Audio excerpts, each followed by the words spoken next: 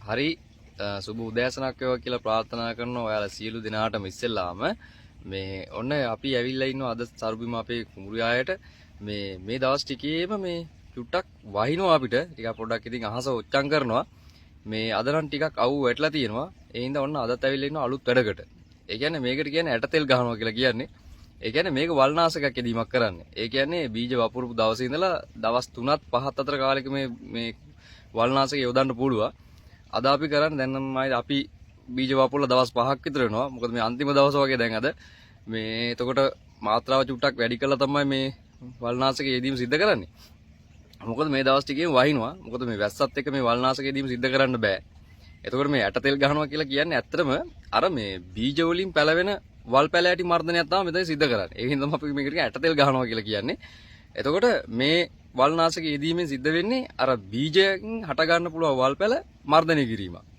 හරි. අද දවසේ යන්නේ අපි වැඩේ කරන්න. හරි. අපි වැඩේට බහිමු එහෙනම්.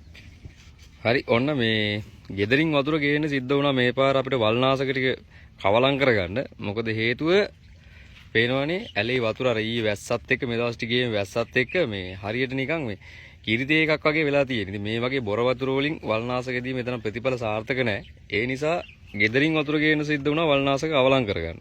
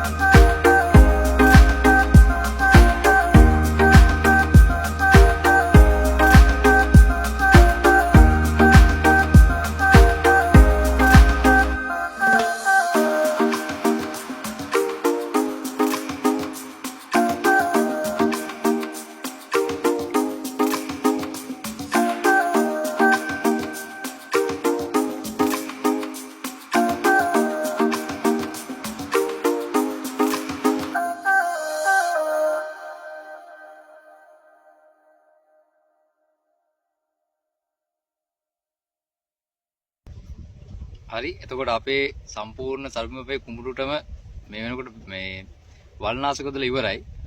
ඇත්තටම කියන්න ඕනේ මේ වෙනකොට මේ වල්නාශක කෘමිනාශක යොදන්න ඇවිල්ලා තියෙනවා ද්‍රෝණ තාක්ෂණයක්. ඒතකොට ඒකත් දැනටත් මේ සිද්ධ වෙනවා.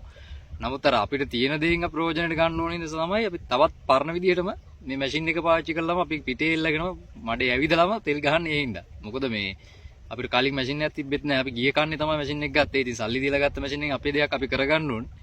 ඒ නිසා තමයි අපි පරණ විදියටම අපිට පුරුදු විදියටම මේ විදියට මේ වල්නාශක කෘමිනාශක යොදනය කරන්නේ. හරි එහෙනම් අද දවසට වැඩ කටයුතු ඉවරයි. කාට කෝප්පයක් බීලා අපි ගෙදර යන්නේ.